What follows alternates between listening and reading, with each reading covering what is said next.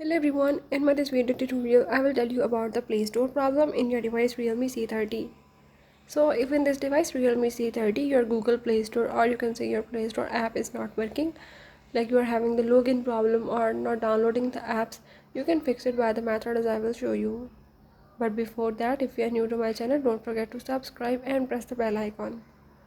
Follow the steps and watch complete video and you will learn how you can fix the Play Store issue in your device. Let's watch it.